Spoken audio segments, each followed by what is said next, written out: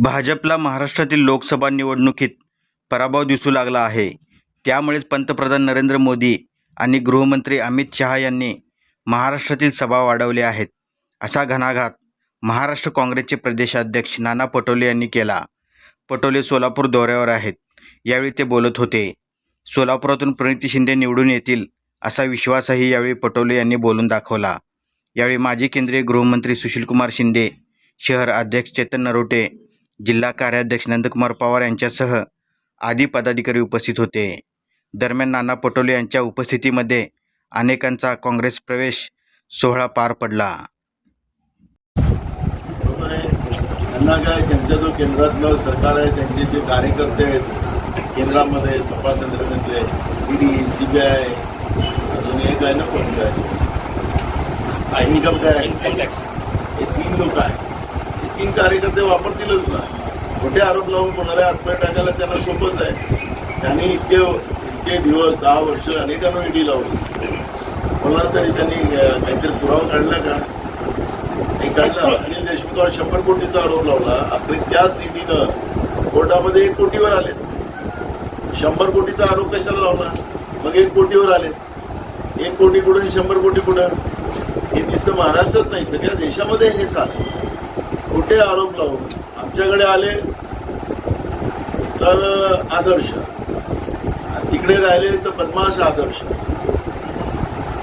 पण आता अभिजित पाटील जे आहेत त्यांच्या साखर कारखाना, त्यांच्या ताब्यात असलेला साखर कारखाना सील केला गेला आणि त्यामुळे ते फडणवीसांना भेटले आणि कालपासून त्यांनी प्रचार सुरू केला महायुतीच्या उमेदवारांचा. बिचारा अभिजित पाटील फार प्रामाणिक माणूस नसला. मला खरं तर निवडणूक आयोगाने देवेंद्र फडणवीसवर कारवाई केली पाहिजे. त्या स्टेटमेंटवर माझा मी मागणी करणार.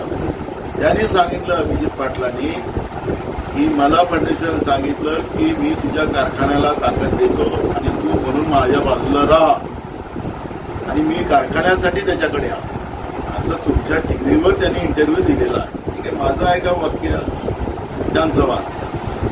असं प्रलोभन निवडणुकीच्या काळात सत्तेमध्ये बसलेल्या लोकांना देता येत नाही आणि म्हणून निवडणूक आयोगाने देवेंद्र फडणवीसावर कारवाई केली पाहिजे अशी मागणी आमची आहे. आपण तुम्ही देखील तक्रार करणार आयोग महाविकास आघाडीचे जे संबंध आहेत ते या चांगलीच्या जागेवर तसेच राहतील का?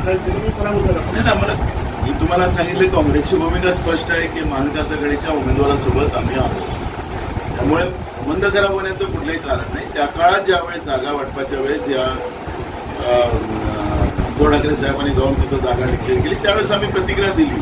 या आघाडीचा धर्म नाही, या आघाडीचा धर्म तुम्ही पाळत नाही, आम्ही सांगितलेलं आहे. आमचा विरोध आम्ही त्यावेळेस दर्शवला. पण आता आम्ही प्रभावात आहोत, निवडणुकीच्या ह्याच्यात आहोत. त्याच्यामुळे ही चर्चा आता होऊ शकत. पण विशाल पाटलांवर अद्याप कारवाई देखील झालेली पाहायला प्रक्रिया सुरू. उद्धव ठाकरे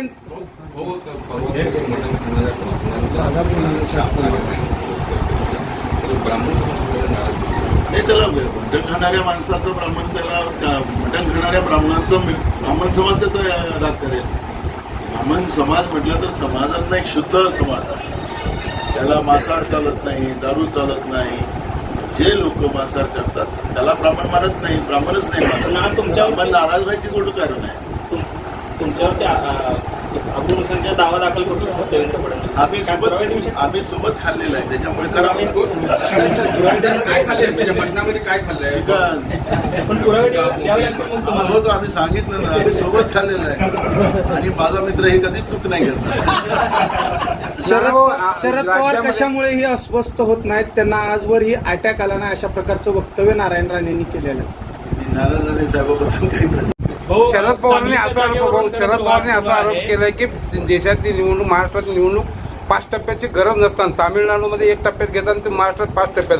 तुम्हाला प्रचाराला सुलभता यावा असं म्हणून ते शरद पवारांच्या आरोपावर आपलं सहमती आहे का?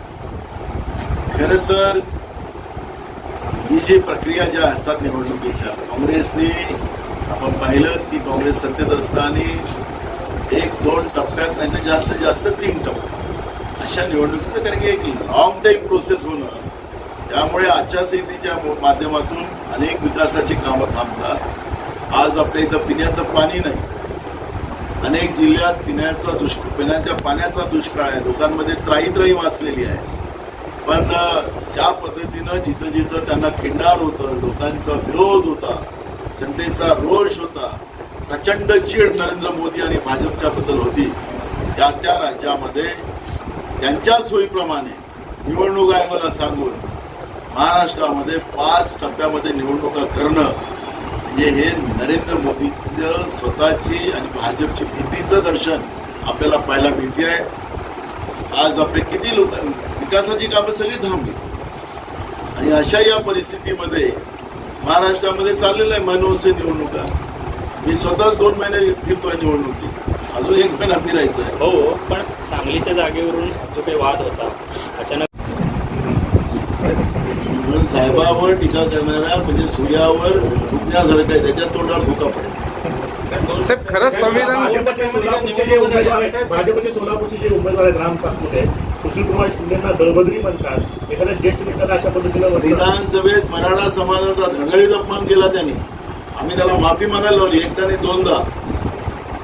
कुठल्याही समाजाच्या बद्दल या राम सातपुतेने मराठा समाजाच्या लोकांनी ऐकलं पाहिजे. रेकॉर्डला आहे विधानसभेच्या. एकदा नाही 2दा त्यांनी मराठा समाजाचा अपमान केला. मग आपल्याला राम नाव ठेवल्याने भगवान श्रीराम नाही होत. स्वतःला राम म्हणत असेल तर नावासारखं वागलं पाहिजे. त्याला रेकॉर्डला विधानसभेच्या 2 वेळा माफी मागितली त्यांनी. खरंच भाजप